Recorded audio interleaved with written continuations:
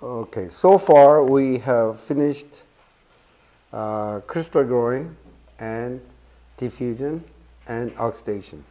Okay, and today we are going to discuss about the ion implantation. This is actually a new way to dope the semiconductors. Okay. Diffusion process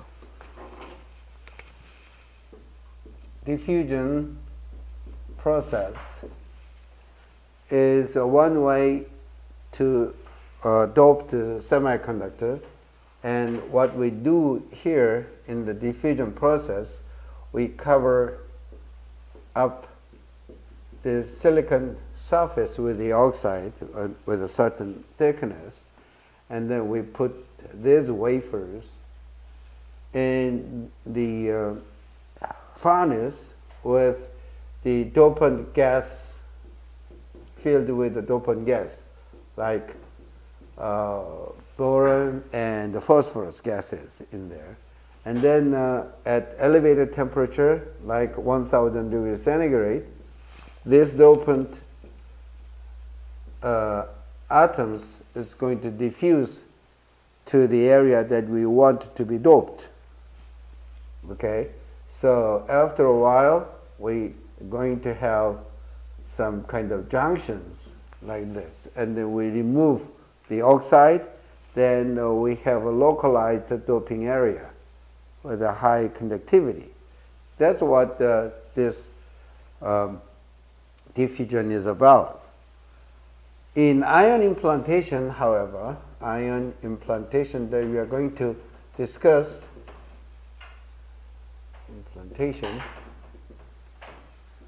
what we do is on the silicon surface, we are going to use the coil like this, and then if we can have the ions like B plus or P plus, those dopant ions, if we can ionize this thing, ionize means boron atom is going to be giving up the valence electrons, okay, and then phosphorus is going to be giving up the electrons like this, and itself is going to be ionized, something like this.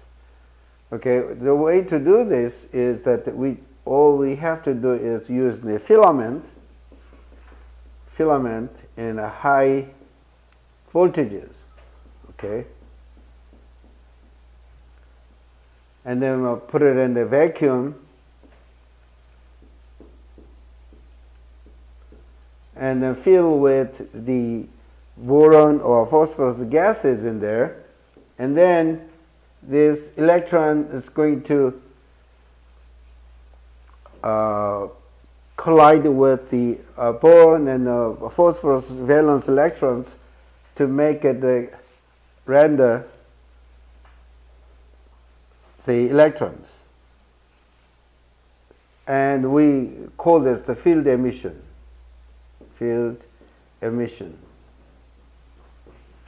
To generate the electrons at the tip of the filament, something like that, okay? Then these boron and phosphorus ions, dopant ion, is going to be accelerated with the coils here, and typically we apply from 30 kilo electron volts to 150 kilo electron volts, something like this, in this range, and then we accelerate this ions. And the reason why we have to ionize this dopant element, is that if it is in a neutral state, we cannot accelerate it with the electric field, okay, inside a coil. So we ionize the dopant element first, and then we accelerate it, and then here we have a separator so that with the Lorentz force thing, this mass separation, and we apply the magnetic field, and this ionized ions is going to deflect depending on the mass, okay? The angle is related with the mass, so that if we set the channels in front of the silicon surface, then the certain element only will pass that window, so that we can have physical collision. That's what it is, physical collision. This is what this ion implantation is about, okay? So it is very much different from the diffusion process to dope the dopant atoms, okay? In a diffusion process, we use the heat, but here we do not use the heat at all. We just accelerate the dopant atoms by ionization, one with the coils, and then we physically make it collide with the silicon atoms at the surface. And we can have many advantages of this.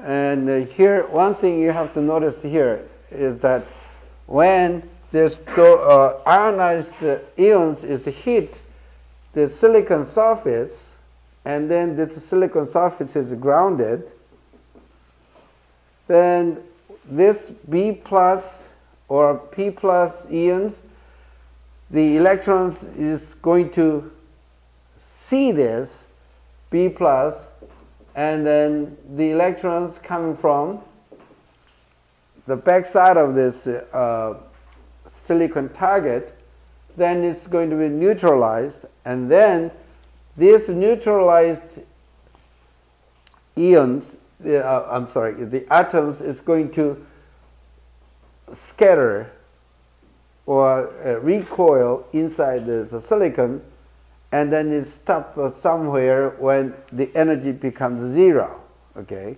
Then the atoms is going to stop inside here. And if we monitor the current, the number of electrons to see these ions at the silicon surface, that is a charge, and that is related to the number of dopant atoms implanted in the silicon, okay? So this means we can control the number of dopant atoms precisely by measuring the current on the backside of the silicon wafer during the ion implantation. So two things. One, low temperature process. Ion implantation is low temperature process. And then number two is precise control of the dose. Precise control of dose. That is the main advantage of this ion implantation. Okay, so here we have a target, and then we measure the current pass through that channel window so that we can precisely control the number of dopants. Now, the advantages of this ion implantation is obvious. Precise control over dose, depth profile, and the doping area. Okay? And excellent reproducibility. We just control the current there. Wide choice of mask because it is a low temperature process. And a small lateral spread of a dopant, self-aligned. We're going to discuss about it later, but intuitively what we can see here is that if we have a mask in this side and this side, and the implantation is coming from here, then the energy towards this side is much bigger than the energy to the side. Okay, that is what that says, self-aligned. So lateral diffusion is very much smaller than the vertical diffusion here. It's not a diffusion, but vertical directions. Okay, so we don't have to worry about this sided lateral diffusion. In the diffusion process, we started on this, and then the junction depth to the lateral side underneath the mask, in this case, is about 0.8 xj, right? We have studied this. So one of the disadvantage of the diffusion process in the doping is that after the mask, it has diffusion through the lateral direction, that which we do not want that. Okay, we want to have the doped area exactly the same to the mask pattern, but we cannot avoid this lateral diffusion in the diffusion process. But in the ion implantation case, we have energies in the one directions, so that the lateral scattering, okay, in the lateral direction, it's scattering to the lateral direction is very, very small. Okay, so it is a good way to realize the mask pattern on the silicon wafer with the ion implantation. Okay, vacuum cleanness is another advantage, and disadvantage, expensive. Of course, the system is very expensive. You have to maintain the vacuum inside the chamber for the acceleration.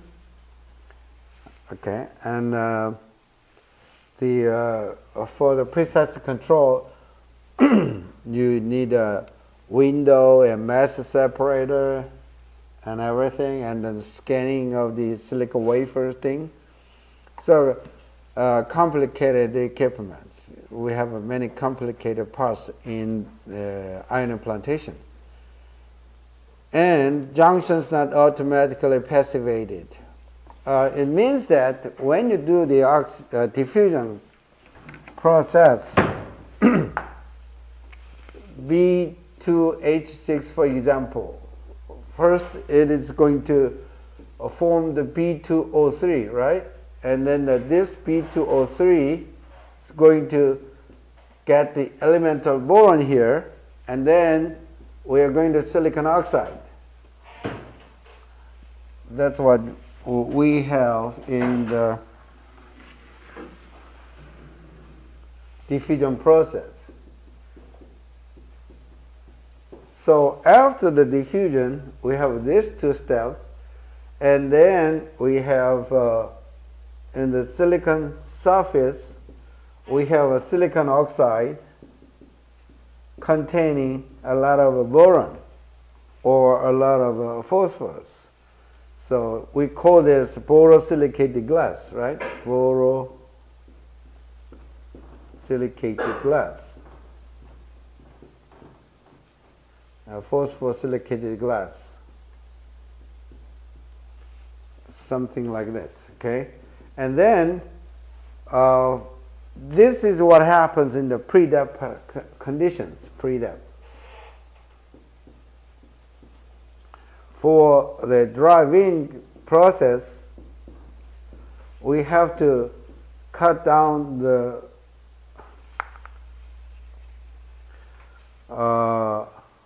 source so that this silicon oxide has to be removed. It should be removed, right? But for the drive-in process, we are going to have a silicon oxide as a passivation layer. We call this a passivation layer here, there, passivation layer. So in a diffusion process, we don't have to make a passivation layer separately. But in ion implantation case, we do not form any passivation layer here. We just have a silicon surface and then just we make a collision of boron ions and phosphorus ions, something like that. So we have a lot of damages.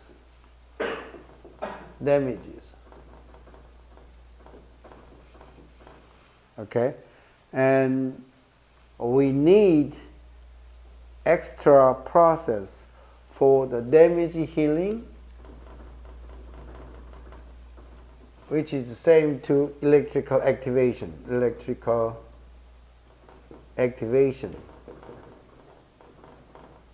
Of dopant atoms.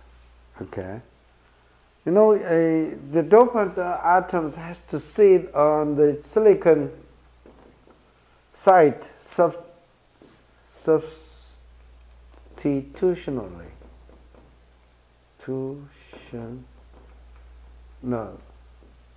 Okay, you have to replace the silicon atoms, the borons or the phosphorus has to be in the silicon site, in other words, right? Only in this situation it is going to work as a dopant. If the dopant atoms in the interstitial site here in the silicon matrix, this is not going to work as a dopant, right? So if you do the ion implantation, then we are going to make a physical collision with the silicon atom and the dopant atom, so that this dopant atoms is going to recoil here.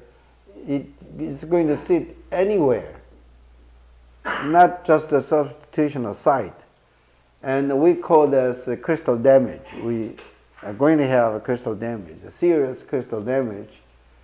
And we have to do the heat treatment to make this interstitial or the borons in anywhere, to place them in the substitutional site, in the silicon site, in the matrix. Okay, we need that, and then we call that process as electrical activation or damage healing. It's the same thing. So we need this kind of a process separately. In a diffusion process, all this diffusion process is done at the elevated temperature, like 1000 degrees centigrade, which means we do not need any heat treatments for the crystal damage or the electrical activation whatsoever. Okay, but in an ion implantation, we need that extra process, additional process. But it has so great advantages, like a low temperature process and precise control, especially precise control of the dopant atoms. There is a very big advantage, so that these days in the industry, everybody is doing the ion implantation to make the junctions, source and drains. But the diffusion process is also needed to make a deep junctions. Okay, in ion implantation, we just make junctions 1000 angstrom or something around there, 1000 to 3000 angstrom in the junction depth. But if we have to make 1 micron as a junction depth, like P well or N well in the CMOS process, we cannot use this ion implantation. Okay, we have to use the diffusion process because the junction depth is too deep, too big.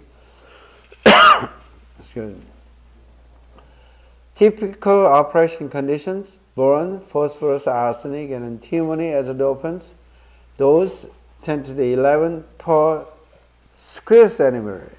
You should notice that we use the words for the square centimeter because after the ion implantation, the depth is very, very small. We can think is a delta function. Okay, the depth is very, very small, so that we have a unit for the dose per square centimeter, something. Okay, and that is 10 to the 11th and 10 to the 16th. And energy, typically 10 kilo electron volt to 400 kilo electron volt. That is the acceleration voltage for the ions. Depth 1000 to 5000 angstrom, and reproducibility and uniformity. Reproducibility is the uniformity on the wafer by wafer. Okay, uniformity is just one wafer areal uniformity. That is plus or minus 3%, and that's a pretty high values. Okay, very good values. Temperature, room temperature. So we have many choices for the mask. For example, in a diffusion process, you have to use silicon oxide for the mask.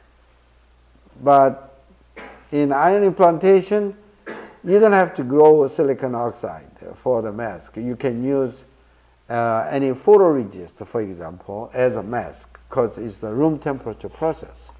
You don't have to elevate the temperature at all.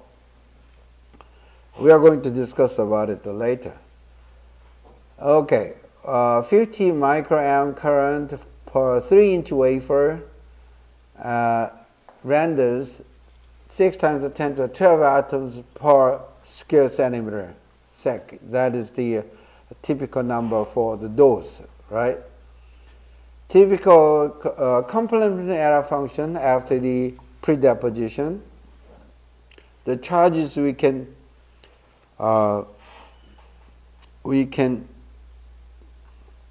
diffuse into the silicon of the dopant is it's going to be here, right? That we have discussed. So, for example, at 1000 degrees centigrade, if you use a boron diffusion, and after the 30 minutes, you are going to have this much dose, 3.3 times 10 to 15 per square centimeter. That much boron is going to be diffused into the silicon at this temperature for 30 minutes, right? So in applications where low charges is needed, then this dose, then we have to decrease the temperature or decrease the time. But in a diffusion furnace, if you diffuse the dopant for less than 30 minutes, you cannot guarantee the uniformity because you are going to load 100 wafers at the same time. It's a big chamber and use the cantilever system for that. And then if you take in and take out within 30 minutes, it's not a control at all. So here the low charge means if you need a precise control of the dopants, because the low dopant you need, then this conventional diffusion process cannot be used. You have to use ion implantation for this case. So you see the applications of this that is related to the low dose of the dopant. Bipolar base region, you have to dope the base region very lightly, okay? So that is very much, the sensitivity of the bipolar device is very sensitive to the dopant concentration in the base. So you need a precise dopant dose control for this. And then high value resistor means you're not going to dope large amount of dopants, okay, for the high resistance. So you're going to you have to control the charges precisely. And the threshold voltage shifting in an MOS device. In MOS devices,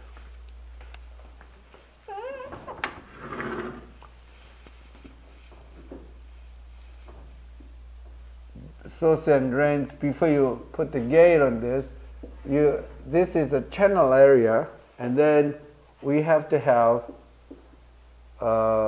threshold voltage control ion implantation with a very little amount of dopant has to be implanted for the channels before you put the gate oxide and the gate.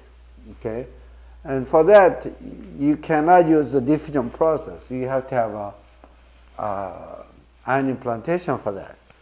And P-well in CMOS devices. Well, if you need high resistance for the well, you cannot use the diffusion process because you need a very low dose, a precise control of the dose. Now, we are going to discuss about the LSS theory, and that LSS theory is about the project range control. In other words, we have to calculate how much energy is needed to make junction depth such and such. Okay, so this LSS theory is nothing but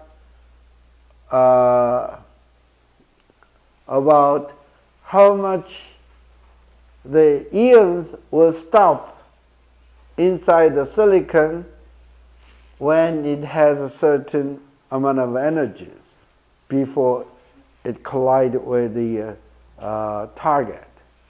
And that can be calculated, and the LSS theory is about that calculation.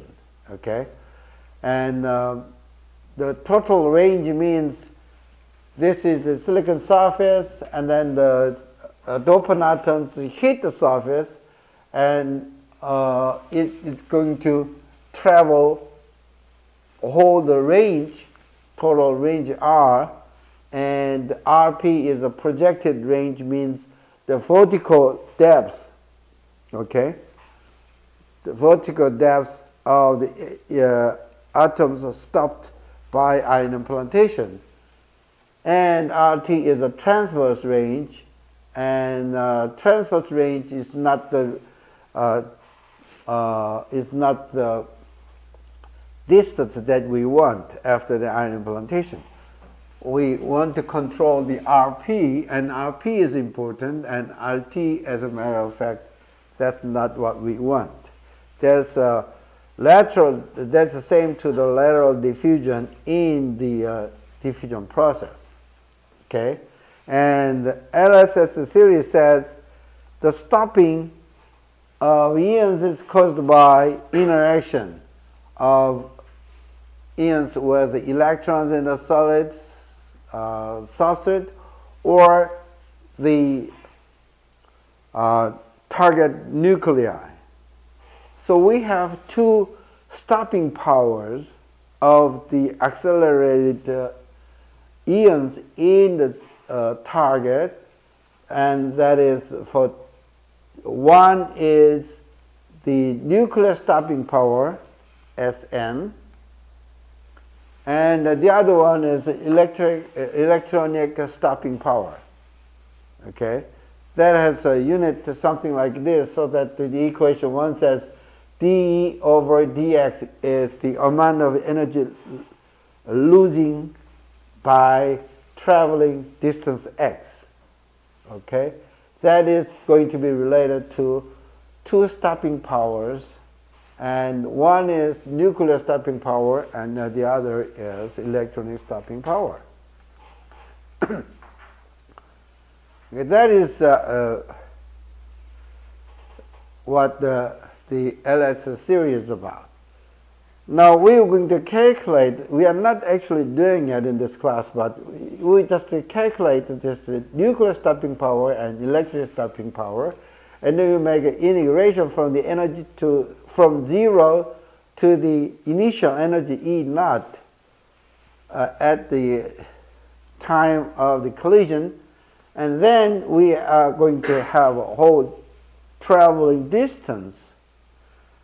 And then for this whole total traveling distance, we can separate the projected range R sub P and the transverse range R sub T from here. Okay, so first we have to calculate the nuclear stopping power and the electronic stopping power. And then let me see, before we go any details of this, this is the conclusions. The equation 3. That is the nuclear stopping power. Okay? You can see the nuclear stopping power is not related to the energy of the incident ions. That's amazing, isn't it? The nuclear stopping power is just related to the mass of the the target, I should say, the target and the dopant atoms. On the other hand, the electron stopping power, you can see that is related to the square root of, that is proportional to the square root of energy of the dopant atoms. That is equation 4. So, what does that mean?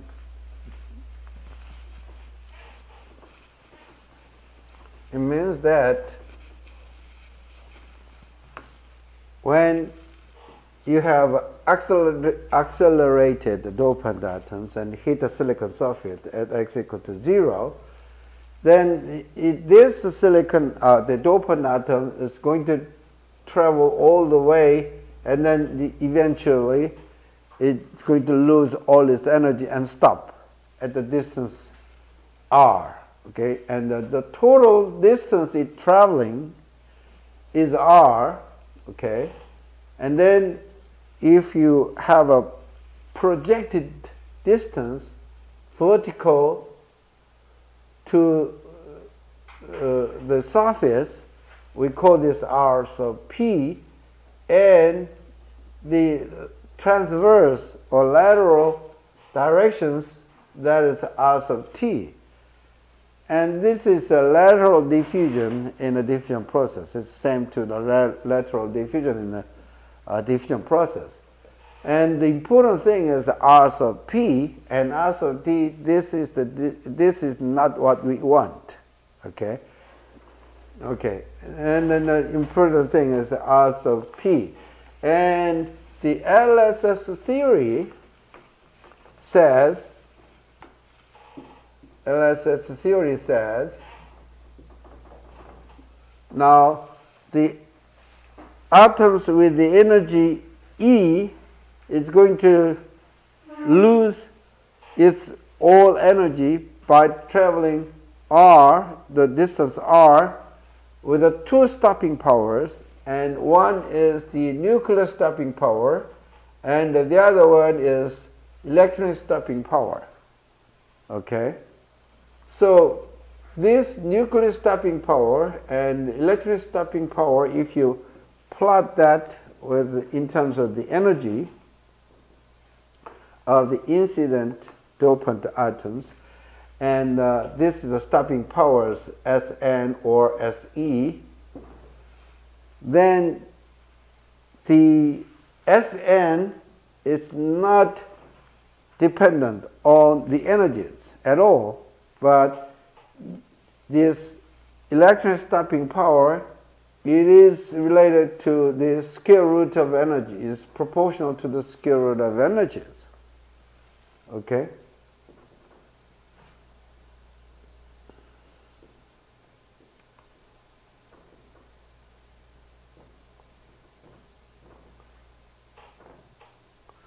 So if you draw that the stopping powers, you can see this kind of figures with respect to the energies. And we call this the critical energies. So before this energy, it means that the nuclear stopping power dominates. Sn dominate. Right? And after this, the electron stopping power is greater than the nuclear stopping power, so Se dominates.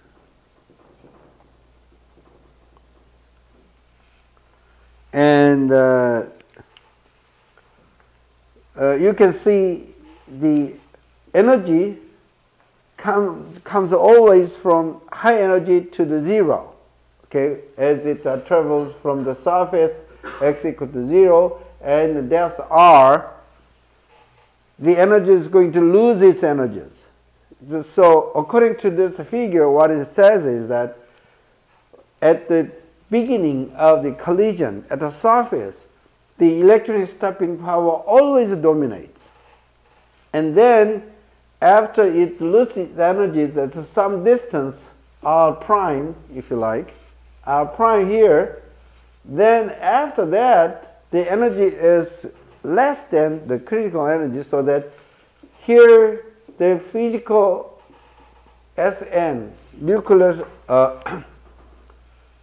nuclear stopping power is dominate, and then before this, from the surface, the electron stopping power is dominate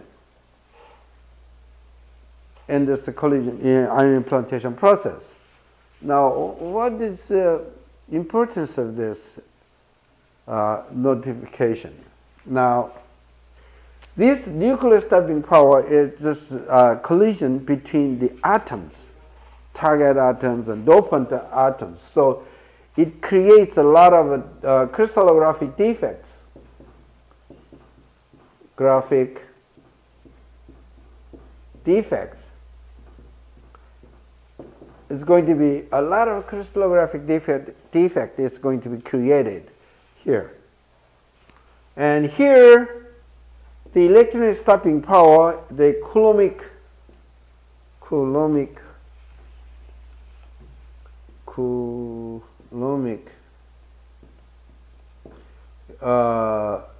interaction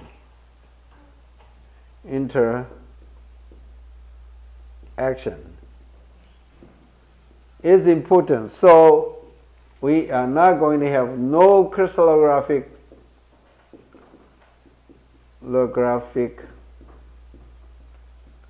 defect. I should say less crystallographic defects. So it is just reversed what we usually to our common sense, right? In our common sense says at the beginning of the collision, it has a lot of energies of the colliding atoms, so that we're going to create a lot of damages at the surface. But after losing some energies, it is not that energetic, so that the collision will not create a lot of defects. That's what we usually think. But what's happening inside the semiconductors in ion implantation? At the surface, we are going to have a less energy, less defects, because the electron stopping power will dominate. But after a while, in depth, we have a lot of defects in there. Okay, that's what we can think. And then means, now let's see, if you have a silicon wafer here, then you have an implantation of the colliding atoms, and then you're going to traveling up to critical energies, and after the critical energies, then it's going to create a lot of physical damages and stuff. That's what it's going to look like. All right? And then after here is a single crystal. You remember, we begin with a single crystal. All right? So we are going to have damages, something like that. Commonly, that is the typical case that we have after the ion implantation. And Wednesday, we're going to talk about how we can heal these damages. Okay. To continue the iron implantation. Okay, I'll see you on Wednesday then.